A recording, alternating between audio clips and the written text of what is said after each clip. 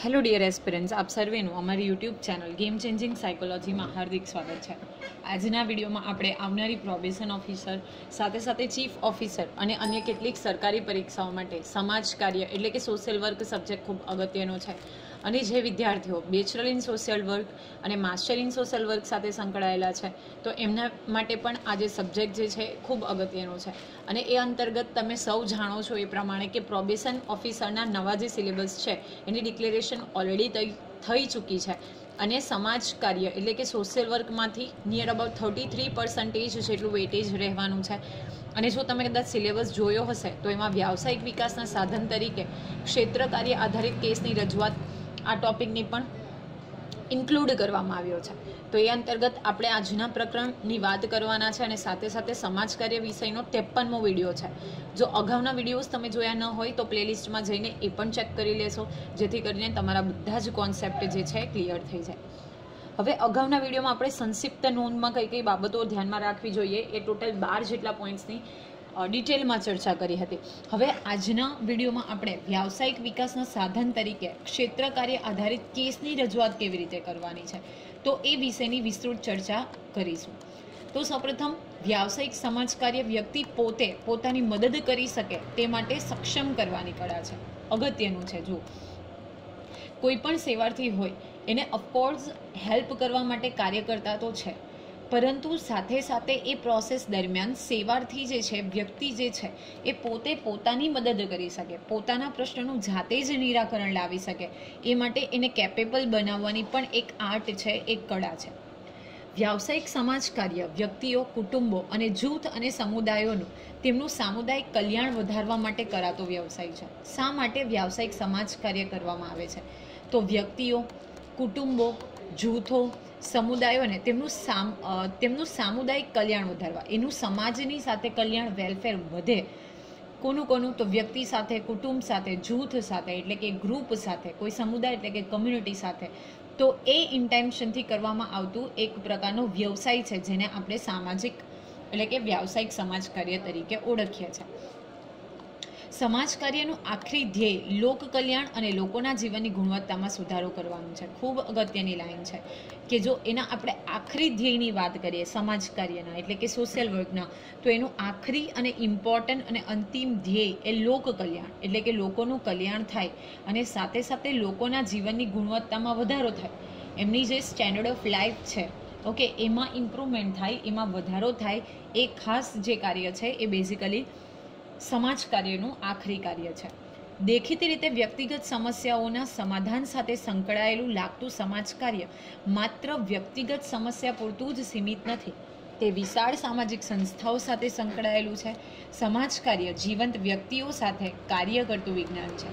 તો આ પણ અગત્યનું છે કે ભલે આપણને એવું લાગે કે બેઝિકલી આ તો કોઈક વ્યક્તિગત એટલે કે પર્સનલ પ્રોબ્લેમ છે, એના સમાધાન એટલે કે એને સોર્ટ આઉટ કરવા સાથે સંકળાયેલું છે, પરંતુ એવું નથી. એ ફક્ત વ્યક્તિગત સમસ્યા પૂરતું જ મર્યાદિત નથી, પરંતુ એ વિશાળ સામાજિક સમસ્યાઓ જે સમાજની સમસ્યાઓ છે વાઇડ એંગલની, એની સાથે પણ સંકળાયેલું છે. સમાજ કાર્ય જીવંત વ્યક્તિઓ સાથે કાર્ય કરતું વિજ્ઞાન છે. ખૂબ અગત્યનું છે ઓકે કે જે જીવંત વ્યક્તિઓ છે જે face to face problem tackle કરી રહ્યા છે, તો એવા વ્યક્તિઓની સાથે કામ કરતું એક પ્રકારનું વિજ્ઞાન છે. તો આ પણ કીવર્ડ જે છે જીવંત વ્યક્તિઓ, એ કીવર્ડ છે, તમારે ધ્યાનમાં રાખવાનું છે. જ્યાં વ્યક્તિ છે ત્યાં સમસ્યા છે અને જ્યાં સમસ્યા છે ત્યાં સમાજ કાર્ય છે. સમાજ કાર્યમાં બાળકોથી લઈ જુદા જુદા ક્ષેત્રો સાથે કાર્ય કરવામાં આવે છે. ઓકે, જ્યાં જ્યાં વ્યક્તિઓ છે તો સીધી વસ્તુ છે કે વ્યક્તિના જીવનમાં સમસ્યા ન હોય એ શક્ય નથી. તો જ્યાં વ્યક્તિ છે ત્યાં સમસ્યાઓ પણ છે અને જ્યાં સમસ્યા છે ત્યાં સમાજ કાર્ય છે. જ્યાં જ્યાં સમસ્યા ઉદ્ભવે છે તો એના નિરાકરણ કરવા માટે સમાજ કાર્ય પણ ત્યાં છે જ. એટલે કે જ્યાં વ્યક્તિ છે ત્યાં સમસ્યા છે અને જ્યાં સમસ્યા છે ત્યાં સમાજ કાર્ય છે. અને આ સમાજ કાર્યમાં બાળકોથી લઈને જુદા જુદા ક્ષેત્ર સાથે પણ કામ કરવામાં આવે છે. તમે એ જોઈ શકો છો, ખૂબ ઇમ્પોર્ટન્ટ ડાયાગ્રામ છે. સમાજ કાર્યના વિવિધ ક્ષેત્રો, કયા કયા ક્ષેત્ર સાથે આ સમાજ કાર્ય એટલે કે સોશિયલ વર્ક જે છે એ સંકળાયેલું છે, એટલે કે ફિલ્ડ ઓફ સોશિયલ વર્ક. તો બાળકો ઓકે, ચિલ્ડ્રન, યુવાનો મતલબ જે યુથ છે એ, મહિલાઓ એટલે કે ફિમેલ, વૃદ્ધો એટલે કે જે એજેડ પીપલ છે, અપંગ જે છે ઓકે, હેન્ડીકેપ છે, અનુસૂચિત જાતિ અને જનજાતિ એટલે કે શેડ્યુલ કાસ્ટ અને શેડ્યુલ ટ્રાઇબ, શ્રમિકો મજૂર કલ્યાણ એટલે કે બેઝિકલી જે લેબર્સ છે એમનું વેલફેર કરવું, અને અપરાધી સુધાર, જે ક્રાઇમ કર્યા છે વ્યક્તિઓએ એને સુધારો કરવો, એમના જીવનમાં પણ પરિવર્તન લાવવું. ઘણી વખત એવું થાય છે કે કોઈક નિર્દોષ હોય, ઓર નિર્દોષ તો આપણે નહીં કહી શકીએ, પણ મજબૂરીને કારણે કોઈક અપરાધ કરે છે, તો એ અપરાધીઓ જે છે એનો સુધારો કરવો. આ બધા સમાજ કાર્યના ક્ષેત્રો છે. તમને પૂછાઈ શકે કે નીચેના પૈકી કયું ક્ષેત્ર સમાજ કાર્યનું નથી? 3 ઓપ્શન રાઈટ આપ્યા હોય અને એક રોંગ હોય, તો એ પૈકી તમારે જે રોંગ હોય એને ચૂઝ કરવાનું રહેશે. ઓકે, તો બાળકો, યુવાનો, મહિલાઓ, વૃદ્ધો, અપંગો, અનુસૂચિત જાતિ અને જનજાતિ એટલે કે SC, શિડ્યુલ કાસ્ટ, અને ST એટલે કે શિડ્યુલ ટ્રાઇબ, તો એમનું અપલિફમેન્ટ કરવું. ઓકે, જે શ્રમિકો છે, લેબર્સ છે એ, અને અપરાધી સુધાર એટલે કે જે વ્યક્તિઓએ ક્રાઇમ કર્યા છે તો એનો સુધારો કરવો.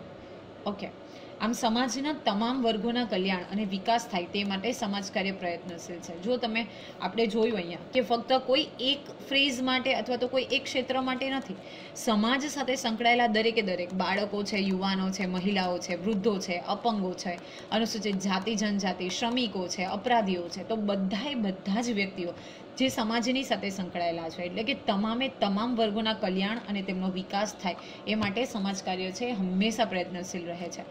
દરેક જરૂરિયાતમંદોને પાયાની સેવા મળી રહે તે માટે તે હંમેશા કાર્યરત છે.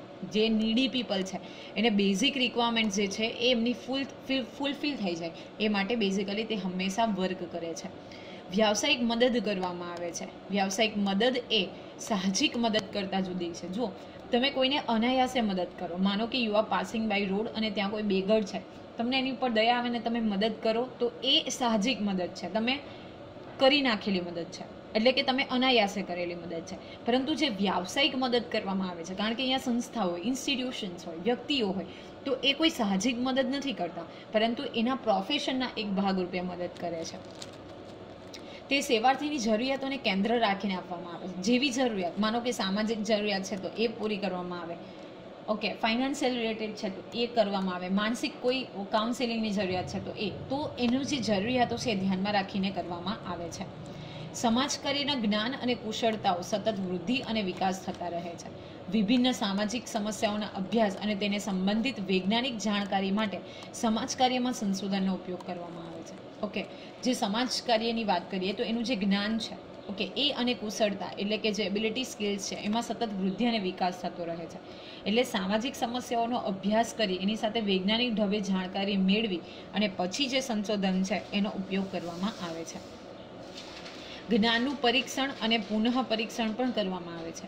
ટૂંકમાં સમાજ કાર્યના જુદા જુદા ક્ષેત્રોના લાભાર્થીઓને વૈજ્ઞાનિક સેવા મળે તે જરૂરી છે, અને આ માટે સમાજ કાર્યનો વ્યાવસાયિક દ્રષ્ટિએ વિકાસ થાય તે પણ ખૂબ જરૂરી છે.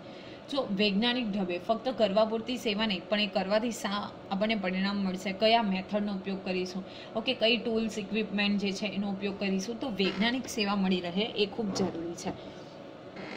આજે સમાજમાં ધરખમ પરિવર્તનો આવી રહ્યા છે, એટલે કે ફેરફારો તમે જોઈ શકો છો. ચેન્જીસ, ખાનગીકરણ એટલે કે પ્રાઇવેટાઇઝેશન, વૈશ્વિકીકરણ એટલે કે ગ્લોબલાઇઝેશન, અને ઉદારીકરણ એટલે કે લિબરલાઇઝેશન.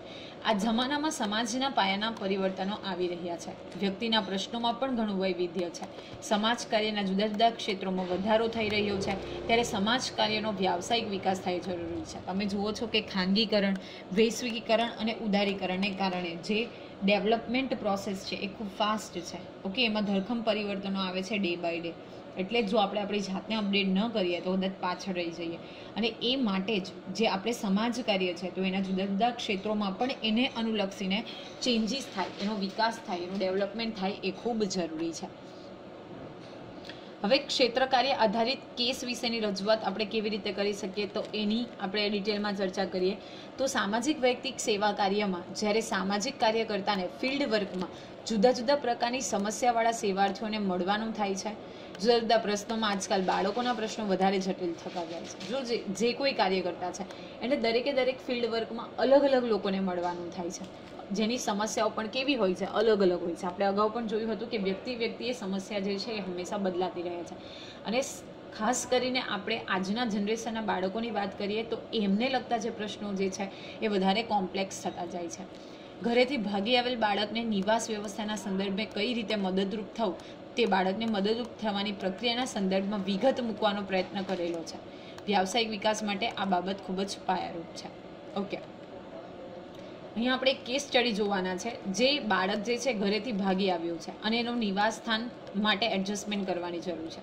અહીંયા એક ઉદાહરણ છે કેસ સ્ટડી. ખોવાયેલ બાળકની કામચલાઉ નિવાસ વ્યવસ્થા કરવી અને તેના પરિવારમાં પુનઃ સ્થાપન અને દરમિયાનગીરીની પગથિયા જે છે નીચે મુજબ. કોઈ બાળક જે છે એ ખોવાયેલ છે, ઓકે, એના પરિવારથી દૂર થયેલ છે, તો એના કામ ચલાવ નિવાસ માટે, એટલે કે જ્યાં સુધી એના પરિવાર સાથે એનો મેળાપ ન થાય, ભેટો ન થાય, ત્યાં સુધી ટેમ્પરરી એને રહેવાની વ્યવસ્થા કરવી પડશે. ઓકે, જ્યાં સુધી એના પરિવાર સાથે એનું પુનઃસ્થાપન ન થાય ત્યાં સુધી તમે કયા પ્રકારના પગથિયાઓ લઈ શકો તે અંગેની એક કેસ સ્ટડી આપેલી છે. તો સૌપ્રથમ તો બાળકો સાથે વિશ્વાસ સંપાદન કરવું ખૂબ અગત્યનું છે. કે કોઈ બાળક એના પરિવારથી વિખૂટું થયેલું છે અને આપણી પાસે આવે છે, તો ધ ફર્સ્ટ થિંગ કે આપણે એના માઇન્ડમાં ખૂબ ડર હોય. ઓકે, તો સૌપ્રથમ તો આપણે એનો વિશ્વાસ સંપાદન કરવો, એટલે કે આપણે એના કોન્ફિડન્સને જીતવો. બાળકો પાસેથી માહિતીનું આદાન પ્રદાન કરવું. ઓકે, એની પાસે ઇન્ફોર્મેશન લેવી કે એના માતાનું નામ, પિતાનું નામ, ક્યાં રહે છે, મોબાઈલ નંબર, એડ્રેસ, બધું. સેવાર્થીને કાર્યાલય પર બોલાવવો અથવા તો લઈ આવો. આવા કોઈક બાળક છે તો એને જે કાર્યાલય છે, ઓફિસ છે, ત્યાં બોલાવવો અથવા તો એને લઈને જવો. સેવાર્થી આવવા સક્ષમ ન હોય તો તેને લેવા જવું. ઘણી વખત એવું બને કે એ વ્યક્તિ ખુદ આવવા માટે સક્ષમ નથી, કેપેબલ નથી, તો ઇન ધેટ કેસ આપણે એને લેવા માટે જવું પડે. સેવાર્થી જો બાળક હોય તો તેને ભોજન અને રહેવાની સુવિધાઓ પૂરી પાડવી. ઓકે, બાળક છે જે કોઈ પણ પ્રકારનો વ્યવસાય અથવા તો કામ નથી કરતું, તો ઇન ધેટ કેસ એને જમવા માટે, ખાવાનું અને રહેવા માટે વ્યવસ્થા પૂરી પાડવી. બાળકને ચાઇલ્ડ વેલફેર કમિટી સમક્ષ રજૂ કરવું. જો કોઈ પણ આવી રીતે સંસ્થા હોય, એમાં અલગ અલગ કમિટી હોય, તો એને જે ચાઇલ્ડ વેલફેર એટલે કે એનો ઉદ્ધાર કરવો અથવા તો એનામાં સુધારો કરવો, એ માટેની જે કમિટી છે, વેલફેર કરવું એટલે કે એનું અપલિફમેન્ટ કરવું, તો એની સમક્ષ રજૂ કરવું. બાળક વિશેની પારિવારિક માહિતી એકત્ર કરવી. એના ફેમિલી વિશેની જે કોઈ પણ ડિટેલ્સ છે એ ડિટેલ આપણે ભેગી કરવી. બાળકના ઘરેથી ભાગવાના અથવા તો ઘર છોડવાના કારણો જાણવા. બાળક આપણી પાસે આવ્યું છે તો શા માટે ઘરેથી ભાગ્યું છે, શા માટે એણે ઘર છોડ્યું છે, તો એ અંગેના કારણો જાણવા. બાળકને ઘરે ન જવા ઈચ્છતું હોય તો ચાઇલ્ડ વેલફેર કમિટી દ્વારા નિવાસ વ્યવસ્થાની ગોઠવણી કરવી. માનો કે કોઈ સેન્સિટિવ મેટર છે અને બાળક એના ઘરે જવા ઈચ્છતું જ નથી, તો ઇન ધેટ કેસ આપણે જે ચાઇલ્ડ વેલફેર કમિટી છે એના દ્વારા એની નિવાસની વ્યવસ્થા એટલે કે એના રહેવા માટેની વ્યવસ્થા કરી આપવી. બાળકને પરામર્શનની સેવાઓ આપવી. ઓકે, એને સલાહ સૂચન, એનું કાઉન્સેલિંગ કરતી સેવાઓ આપી.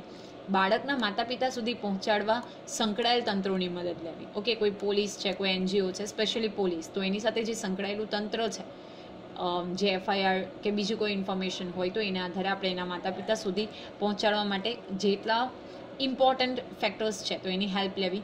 પોલીસ, વાહન વ્યવસ્થા, સમાજ સુરક્ષા વગેરે સાથે સંકલન કરવું. ઓકે, જે પોલીસ છે, વાહન વ્યવસ્થા છે, તમને ખબર હશે કે કદાચ ગુમ થયેલ છે એવા ફોટોઝ પણ હોય છે, તમે ઘણી જગ્યાએ જોયા હશે. તે માટે જે પોલીસ છે, સમાજ સુરક્ષા વગેરે સાથે સંકલન એટલે કે એડજસ્ટમેન્ટ કરવું. બાળક તેના માતા પિતા સુધી પહોંચી ગયું હોય તો તેનો આધાર મેળવવો અને ખાતરી કરવી ખૂબ અગત્યનું છે. ઓકે, કે જો બાળક પહોંચી ગયું છે તો એની વેરિફિકેશન કરવું કે ખરેખર પહોંચ્યું છે કે કેમ, જેની પાસે ગયું છે એ ખરેખર કોઈ સંબંધિત કે માતા પિતા છે કે કેમ, તો એ અંગેની ખાતરી કરવી. બાળક ફરી આ સ્થિતિમાં ન મુકાય તે માટે વાલી સાથે પરામર્શન અને વકીલાત કરવી. જો કોઈક કારણસર ઘણી વખત એવું બને કે ખોવાઈ ગયું હોય તો ઇન ધેટ કેસ ફરીથી આવી પરિસ્થિતિનું સર્જન ન થાય એ માટે એના ફેમિલી સાથે ડિસ્કશન કરવું.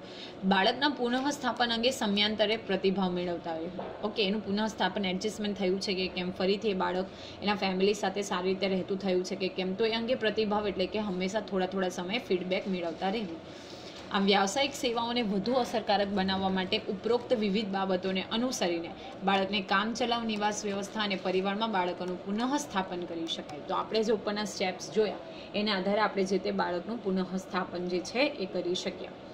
વ્યાવસાયિક વિકાસ માટે ઉપરોક્ત ઉદાહરણ ખૂબ પાયારૂપ છે. બાળકની માફક સમાજ કાર્યના તમામ ક્ષેત્રમાં દરમિયાનગીરી માટે આ બાબત ઉપયોગી અને માર્ગદર્શક ઉદાહરણરૂપ બની રહેવાનું છે. તમે જોયું હશે કોઈ મેન્ટલી ડિસેબલ હોય તો એવા વ્યક્તિઓ પણ ઘરેથી ઘર છોડી દેતા હોય છે અનાયસપણે.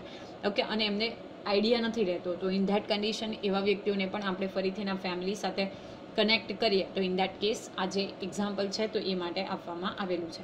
એટલે ઇન શોર્ટ આપણે એવું કહી શકીએ કે સમાજ કાર્ય જે છે એ તમામ ક્ષેત્રમાં ખૂબ ઉપયોગી છે. ઓકે, જેનું આપણે એક ઉદાહરણ જોયું. તો આશા રાખું છું કે તમને આ વિડીયોમાં સમજ પડી હશે, અને જો વિડીયો પસંદ પડે તો વિડીયોને લાઇક કરી અને શેર કરવાનું ભૂલશો નહીં. અને આવા જ વધુ વિડીયોની અપડેટ્સ મેળવવા માટે you can even subscribe our YouTube channel game changing psychology. Thank you for watching the video. Have a nice day.